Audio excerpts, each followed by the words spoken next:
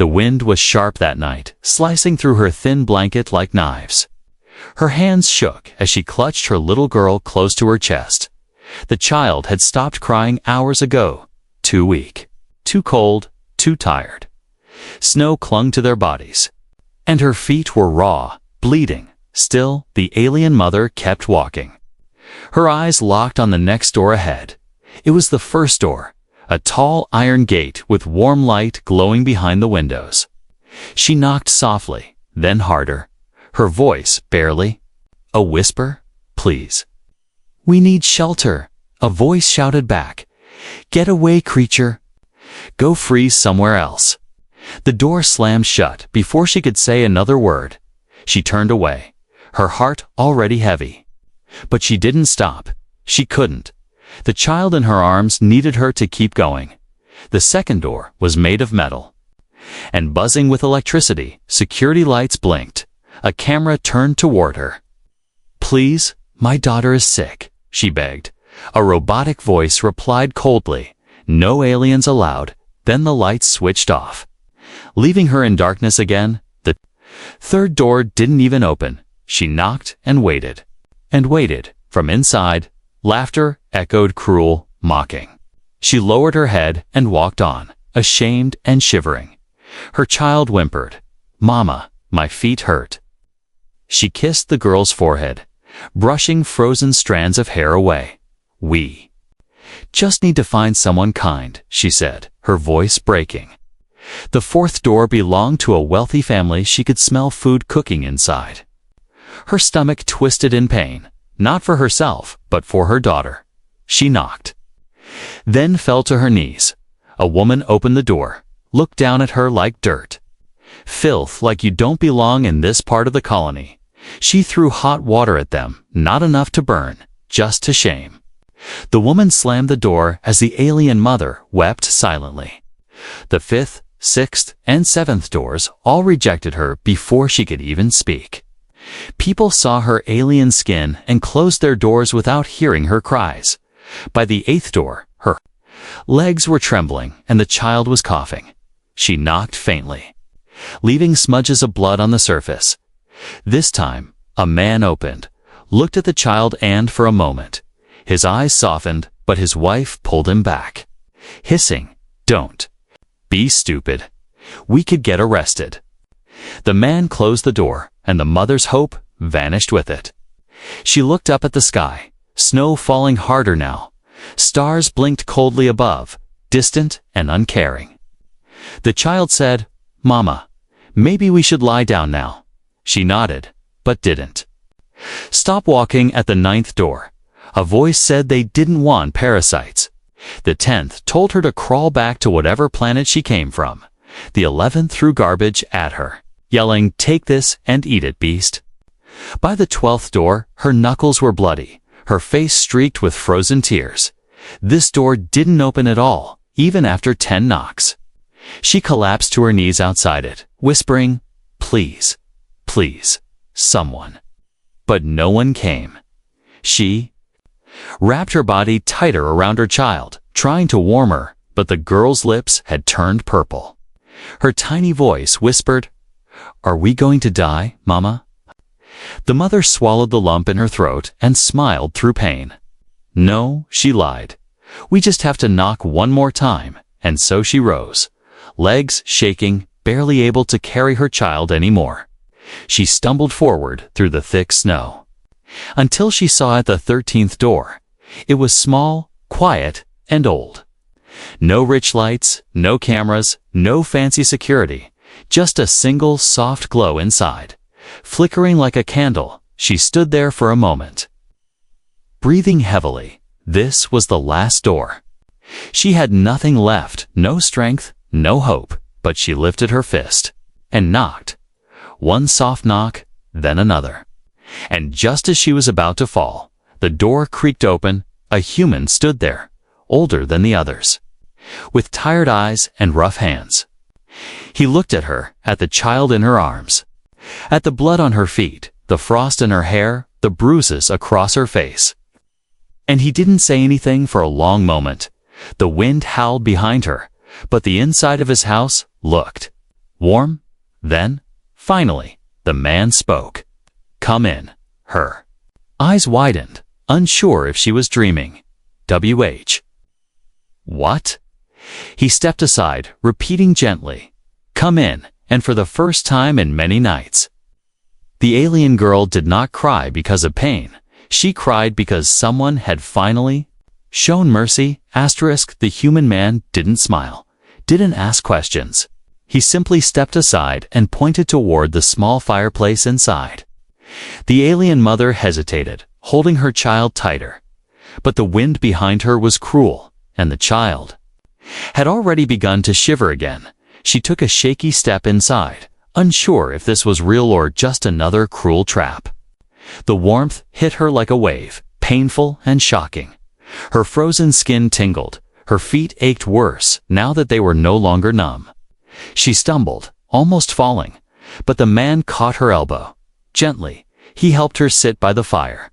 The child curled up next to her mother and fell asleep almost immediately. The human crouched beside them. He reached for a thick blanket and wrapped it around them both. Then, without saying anything, he moved to the small kitchen area. She watched him carefully. Too tired to move, too afraid to speak, he boiled water, crushed something from a jar medicine, maybe then poured it into a cup. He returned and held it out to her. Warm liquid, it will help, he said, voice low and calm. She took it with both hands, her fingers trembling so hard the cup nearly spilled. She tried to say thank you, but her throat was dry. He didn't seem to expect thanks, only nodded, and sat on a nearby stool. After a long silence, he finally asked, your name? She blinked, surprised. No one had asked her name in a long time. Raya, she whispered, barely audible, and hers. He nodded toward the girl. Viri, she said, brushing her fingers across her daughter's hair. I'm called Cole, he replied simply. She nodded, unsure what else to say. The warmth of the tea was spreading through her body slowly, bringing life back to her. Cole stood and pulled out some clean cloth and a small metal kit. Your feet are bleeding, he said, before she could protest. He knelt in front of her and gently took one of her legs. She winced, but didn't pull away. He began cleaning the wounds in silence, methodical and focused. No expression of disgust. No harsh words, only calm hands and steady breath. Why? She finally whispered, voice cracking. He didn't look up. Why? What? Why are you helping me? Her voice broke as tears formed again. Everyone else. They shut the door. They called us filth. Monsters. Cole paused, then looked at her for the first time, not just with his eyes, but with something deeper. I don't see a monster, he said. I see a mother trying to protect her. Child, his words cut deeper than cruelty ever had, because they were kind and kindness. She had forgotten what it felt like. She bowed her head, ashamed. My people were attacked. We had no choice. We ran. You don't need to explain, he said softly, taping her wounds. You're safe now. Those 3 words almost made her break. Safe. She didn't even know what that meant anymore. Could she really believe it here, in this small house, with a man who spoke like a ghost but moved like a soldier? She looked around, noticing now how plain the place was. Small, old but clean, no fancy machines, just tools, fire, books, and simple meals. A quiet life. And something else. Loneliness. You live alone? She asked gently. He nodded, then walked over to stir something on the stove. My wife died long ago, he said, quietly. And? My daughter. He didn't say more, and she didn't ask, but the sadness in his voice told her everything. Raya lowered her gaze. She felt something strange, an ache, not from hunger or pain, but guilt. She hadn't wanted to bring her suffering to someone else's door. And yet here she was, sitting in the warmth of a stranger's kindness, while giving nothing in return. I will leave tomorrow, she whispered. You've done enough. Cole turned and looked at her, his face unreadable. "Where will you go?" he asked. She didn't answer, because she had no answer. "Viri will die out there," he said bluntly. His words struck her like ice. He wasn't threatening her, just stating a fact. And he was right. She lowered her head, eyes full of shame. "I don't want to bring danger to your door," she said. Cole stood quiet for a moment, then spoke in a softer voice. "I've seen real danger," he said. "You are not it." Then he added, "Stay. At least until you heal." Raya nodded, slowly holding her daughter tighter, and for the first time since she had started running, she allowed herself to hope, just a little. Maybe the 13th door had not only opened for survival, maybe it had opened for something greater. A new beginning, a second chance. The soft glow of the fire filled the small cabin as snow continued to fall outside. Raya sat near the flames, her daughter Viri curled in her lap. Breathing gently, her wounds were covered now, her body warmer than before. But inside, she still felt broken. Cole moved quietly around the room, as if he didn't want to disturb her silence. He didn't ask questions, didn't push her to talk. Instead, he fixing a crack in the wall, feeding logs into the fire. Sometimes he glanced at the little girl, and something deep in his eyes flickered. Something like pain, or maybe memory. The silence between them wasn't uncomfortable. It was the kind of silence that grows between two people who've both seen too much. Too many goodbyes, too much loss, too many nights with nothing but cold and fear. "Your daughter?" Cole finally said, voice low. "She's strong." Raya looked down at Viri and nodded. She didn't cry, not even when we had no food for 2 days. She stroked the child's soft hair, her voice trembling. "I told her stories. Lead to her. Told her we were just camping." Her lips curled into a sad smile. She believed me. Cole sat down across from her, resting his elbows on his knees. He didn't say anything for a while. Then he spoke again. "I used to do the same." Raya looked up, surprised. "My daughter." "She was 5 when the sirens came," he said. His voice was steady, but his eyes were far away. "Warships, fires, screams. I told her we were going on a fun trip underground." He exhaled slowly. "But I couldn't protect her." Raya's breath caught. She didn't interrupt, just listened, her heart sinking. "She didn't survive the second blast," he whispered. And then, silence again, heavy, like snow falling on a battlefield. "I'm sorry," Raya said quietly. He nodded, but didn't reply. It was clear the wound still lived inside him. Even after all this time, they sat in that silence. Two parents with invisible scars, two souls too tired to carry hate anymore. Eventually, Raya spoke, her voice thin and small. "They burned our home too. But not by accident." She looked at the fire, her eyes reflecting orange light. "They came for our children, Cole." Her hands trembled. "They said our kind had rare blood, good for experiments." She squeezed Viri tighter. "I escaped. With her, only her." Cole's jaw clenched, his fists tightening. He didn't say anything, but the way his muscles tensed told her he understood the rage. He stood up and walked to a cupboard, pulled out something wrapped in cloth. He returned, opened it slowly. Inside was a small communicator, old but functional. "You're being hunted," he said quietly. "A child with rare blood won't be forgotten." She nodded, tears in her eyes. "I know." Cole opened the device and showed her a screen, a list of frequencies, alerts, patrols, bounty markers. He tapped one file, and an image loaded. Raya holding Viri, a high-value tag flashing in red. Her blood ran cold. "There's a bounty on you," he said. She nodded. Slowly, "I had a feeling. That's why I didn't stay long in any village." Cole's voice was serious now. Like a soldier waking from sleep. "They'll come. Drones, scouts, maybe slavers. Raya looked down, guilt crushing her chest. I didn't want to bring danger to your door, I know, he replied. But you're not alone now. Those words. They were small, simple, but they struck her harder than any blow. She covered her face, sobbing quietly, not from fear, but from the weight of kindness. The kind of kindness she hadn't known since before the war.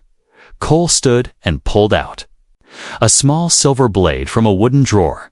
Then another, and another. He laid them on the table. I was a soldier once, he said. I remember how to protect what matters. He met her eyes, and right now, you too matter. Raya didn't know what to say.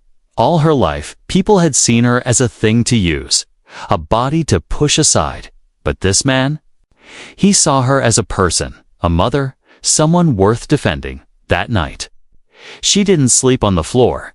She and Viri were given the bed while Cole rested in the chair with a blanket across his shoulders.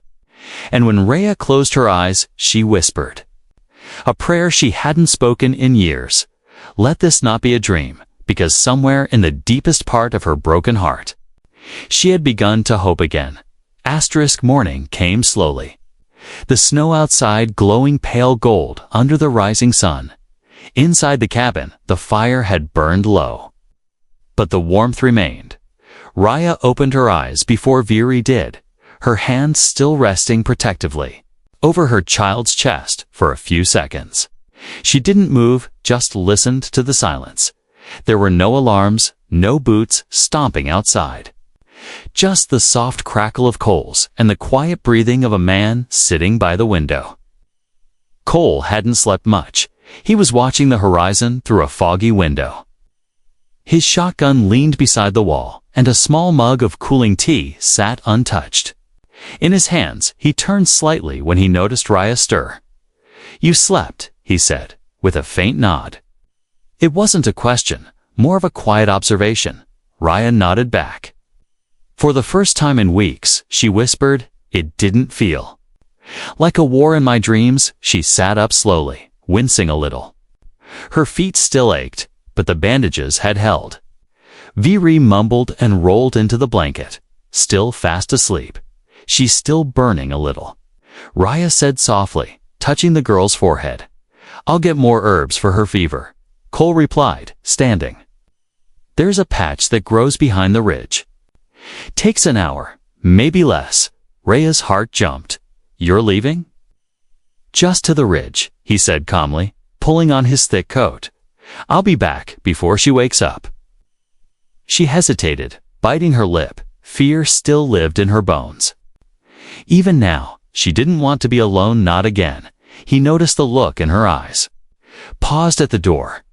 You can lock the door behind me, he said gently. There's food on the table. And water. She nodded slowly, her voice catching. Be careful. He gave a small nod, then stepped outside. She watched him go until the door closed behind him, alone again. Raya walked to the kitchen slowly. She looked around not as a guest now, but as someone trying to understand the man who had saved her. His shelves were lined with old tools, cracked books, and drawings. One was of a small girl, smiling, holding a toy flower. Her fingers trembled as she touched the edge of the drawing. It had been loved, folded, unfolded, carried, and kept close for years. Cole's daughter, she realized, in the corner. She noticed something strange, an old communicator, broken and dusty. She picked it up and pressed the side gently. It blinked, but didn't turn on just then. Viri stirred behind her. Mama? Raya rushed over, kneeling beside her. I'm here, she whispered. You're safe. The girl looked around, blinking. Where's the man? He went to get medicine for you, Raya said softly, brushing her fingers through the child's hair. Viri nodded, then whispered something. Do you trust him? Raya paused. It was such a simple question, and yet not simple at all. Raya answered, surprised at her own words. And it was true. She didn't know everything about Cole, but she knew this: he had helped her without asking for anything. He had protected her when others pushed her away, and his eyes. They were tired, yes, but not cruel. They stayed inside most of that day. Raya cleaned the cabin a little, warmed the food he had left, and fed Viri slowly. The girl's fever had calmed a bit, and her smile was returning by the time Cole returned. His boots wet and shoulders dusted with frost. The fire was burning again, and something smelled warm in the pot. He stepped inside and froze for a second, surprised. "Maybe I cooked," Raya said nervously. "I hope it's not terrible." He chuckled softly. The first time she'd heard such a sound from him, "You made my house smell alive again," he said. She smiled shyly. "It's the least I could do." Later, as the night returned and stars filled the cold sky, Raya sat with Viri tucked into the bed again. While Cole cleaned his weapons, she finally spoke. "Why did you let us in, really?" He paused, cleaning cloth in hand. He looked at her, eyes thoughtful. "Because I remember what it feels like to need help and have every door shut." He looked at the fire again, voice quieter now. "My wife died in childbirth. The city council didn't send a doctor. They said we were too far out." His voice dropped. "She bled out before morning." Raya felt her heart tighten.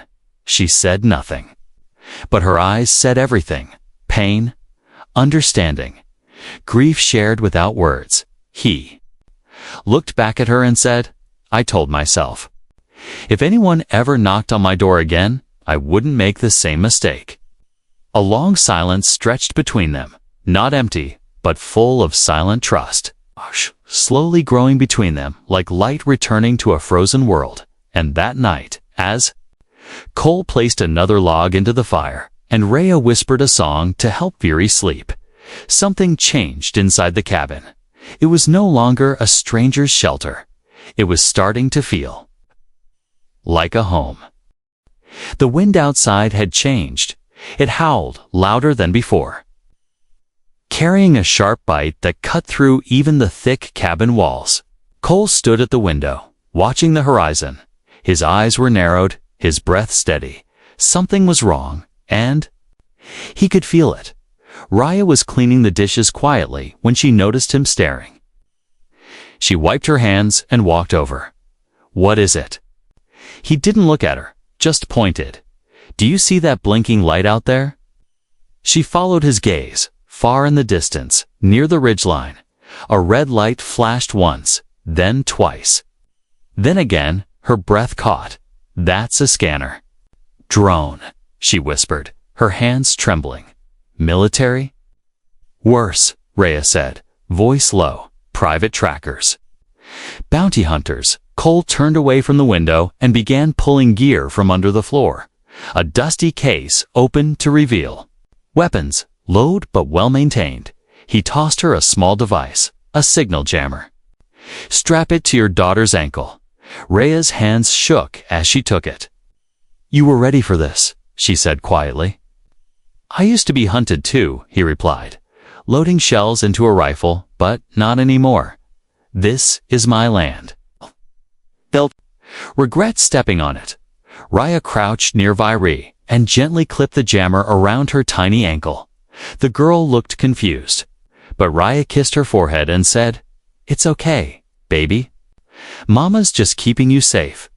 Then she turned to Cole. "If they find her, they won't stop. She's not just any child." He paused, rifle still in his hand. "What do you mean?" Raya exhaled deeply. "It was time to tell the truth, my daughter. She carries a gene that was once sacred in our people." She looked down. "We were a peaceful race, gifted in healing, and connected to the roots of life itself." Her voice turned bitter. "But when the wars came, that same gift made us. Valuable scientists wanted to extract it, clone it, sell it." She stepped closer to the fire, staring into the flames. "My husband was killed when he tried to protect her. I ran." Cole listened in silence, not judging. "She's the last of our line," Raya whispered. "If they get her, they won't just kill us. They'll use her to create weapons from what was once pure. Cole placed the rifle down and looked directly into her eyes. I won't let that happen. His voice was calm but full of steel. Raya blinked back tears. You're just one man. He gave a small smile. Sometimes one man is enough. Suddenly, the communicator on the table crackled. A distorted voice came through, mechanical and cold. Unregistered alien signature detected in Zone Delta 7. Proceeding to sweep. All units converge. Cole turned it off instantly and locked the door. We have less than an hour, he said. He handed Raya a small emergency bag. There's a tunnel under the shed. It leads to a hidden cave system. You want us to run? She asked. I want you to survive, he replied. But what about you? I'll hold them off. No, you can't fight them alone, she said, her voice rising. He looked at her firmly. I can, and I will. Raya gritted her teeth. No, I'm not running while someone else dies for me again. She walked over to the cabinet and pulled out one of the short blades. I know how to fight, too. He stared at her for a second, then nodded.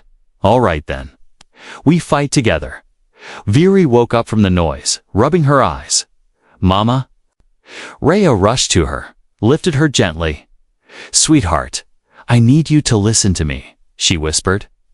You're going on a little adventure. Through a tunnel, like in the stories. The girl nodded sleepily. Where's the human going? He's going to protect us, Raya said, kissing her daughter's forehead. Cole placed a small tracking bead in Veery's jacket. If we get separated, this will help me find her. Raya's eyes filled with tears again. Why are you doing this? He looked at the child, then back at her. Because someone should have done it for my daughter. Minutes later, they heard the hum of engines. Boots hitting snow, shadows moving through the trees. Cole turned off the lights and the cabin. Went dark now, he whispered, guiding Raya and Veery to the trapdoor. She looked back at him one last time. Come back to us, she said, voice shaking. I'll try. He replied with a grim smile. But if I don't, you keep her safe. That's all that matters. The door shut, the tunnel swallowed them, and upstairs, Cole picked up his rifle. The storm had come, and he was ready to face it. Asterisk snow fell heavy now, swirling in the air like ash from a dead fire. Cole stood alone in the center of the dark cabin, every window shuttered tight. The fire had been put out, the lights switched off, only the silence remained waiting. Holding its breath, he heard them before he saw them. Engines cutting through the wind, boots crunching on frozen ground. Through a small slit in the wooden wall, he counted them 6 men in black armor, faces hidden behind cold visors. One machine drone hovered silently behind them, blinking. Red Cole's grip on the rifle tightened. He whispered under his breath, 13 doors. And this one's mine. Outside, one of the soldiers gave the order, search and recover. The target is a female alien and hybrid child. The other men spread out, moving like wolves, headed to the shed. 2 surrounded the sides, and 2 came toward the cabin door. Cole waited until they were close. Then, boom. A small clay charge exploded near the porch. Throwing snow and wood splinters into the air, the soldiers fell back, disoriented. Cole stepped out of the shadows. Rifle raised, he fired. Clean and fast one enemy down. The second tried to lift his blaster. But Cole rolled behind the wooden beam and shot again, to down. The drone's red light turned sharp, and it zipped forward. Cole threw a disruptor spike. It struck the drone's core, sending sparks flying before it crashed into the wall. But then came the real threat. One of the soldiers reached the side door and kicked it open. Cole turned, but too late. A sharp pain stabbed into his side as a stun round hit him. He dropped to one knee, growling in pain, but still he raised the rifle and fired. The attacker fell with a grunt. Blood soaked Cole's coat, now warm and heavy. He pushed himself up with a growl, staggering back to the center of the room. Footsteps thudded closer. Another enemy had entered. Aiming his weapon, Cole ducked behind the table. Flipped it over. Gunfire erupted, plasma bolts smashing into wood and metal. Then, silence again. Cole's breath was ragged. But he stood up slowly, only to left, maybe one. He reached into his pocket and pulled out a small, cracked photo. His daughter, smiling in the sunlight, holding a flower.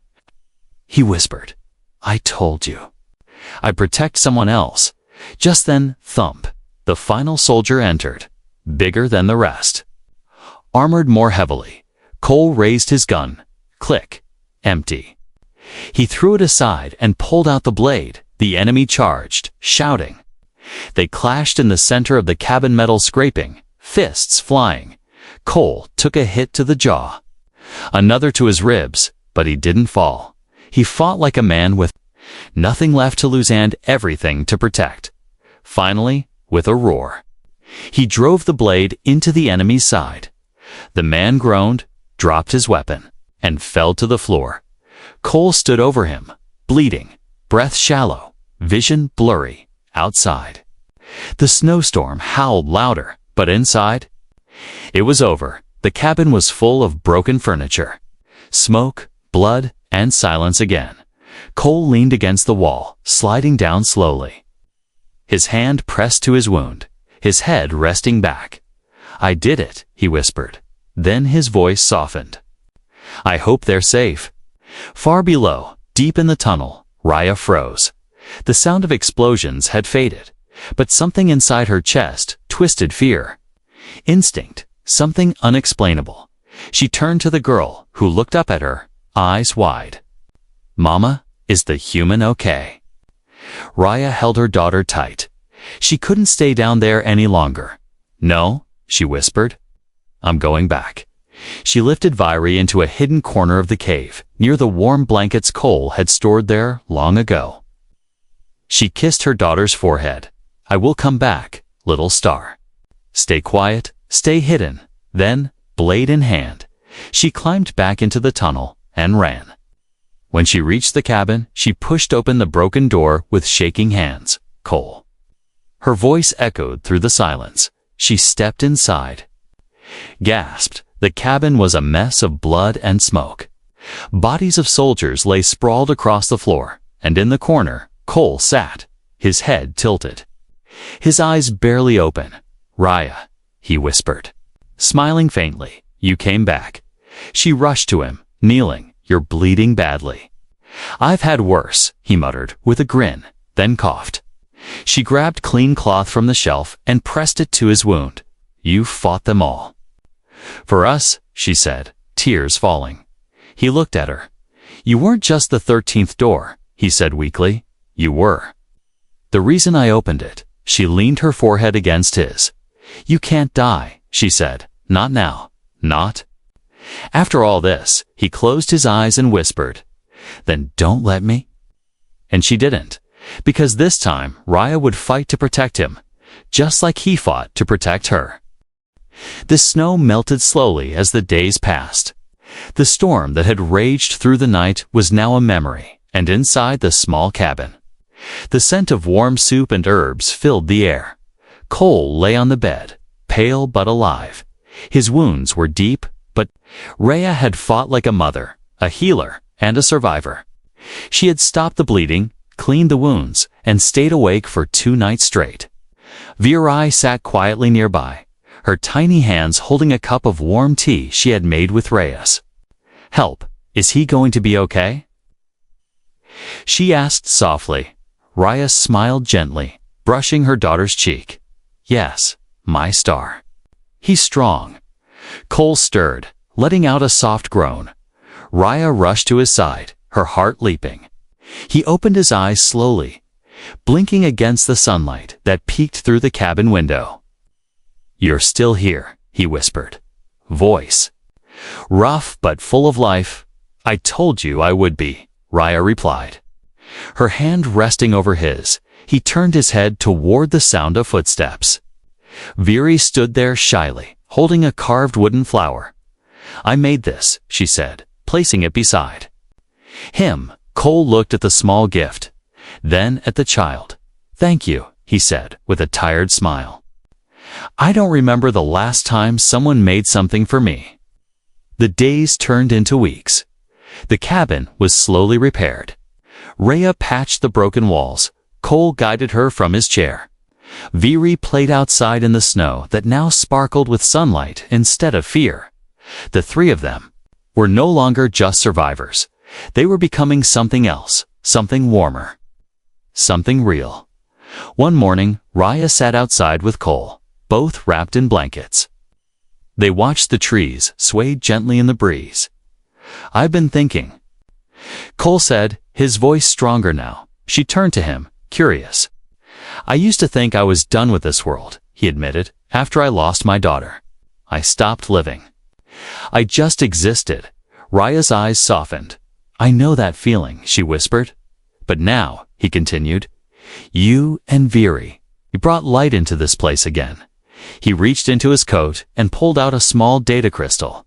"I want to give you something." She took it gently and looked at him. "What is it?" "It's my family record. Name, identity, home rights. If anything happens to me, it becomes yours." Her hands trembled. "I can't take this." "Yes, you can," he said, firm but kind. "You're not just a guest anymore, Rhea." He looked at her with clear eyes. "Your family." Tears filled her eyes as she held the crystal close to her chest. No one had ever offered her something like this before, not out of guilt, not out of pity, but out of trust. I don't know what to say," she said, voice cracking. "Then don't say anything," he whispered. "Just stay." Later that evening, Viri curled up on Cole's lap, her small fingers playing with the edge of his. "Jacket, can I call you something?" she asked, blinking up at him. "What do you want to call me?" he asked, gently. She looked at Rhea, then back at him. Papa Cole didn't answer right away. His throat tightened, his eyes watered, but not from pain this time. He nodded slowly. "Yeah, kid. You can call me that." Rhea turned away. Wiping tears from her cheeks with quiet laughter, she had knocked on 13 doors. 12 had slammed in her face. But the 13th had given her more than safety. It had given her a home weeks later. New visitors arrive, refugees, travelers, a few lost souls like she once was, and the cabin that once held only silence and sorrow now held voices, laughter, the clatter of shared meals. Cole and Rhea welcomed them, helped them, fed them, because they knew what it felt like to be turned away. And they had made a promise to never shut their door on anyone again. One night, Cole carved something new into the wooden post beside the door. It read, "Mercy lives here." Viri danced under the stars. Rhea watched from the porch, and Cole stood beside her, hand in hand. They looked at what they had built, not a perfect life but a real one, and in this cabin, love was no longer a memory. It was the present, it was the future, it was home. The end, asterisk.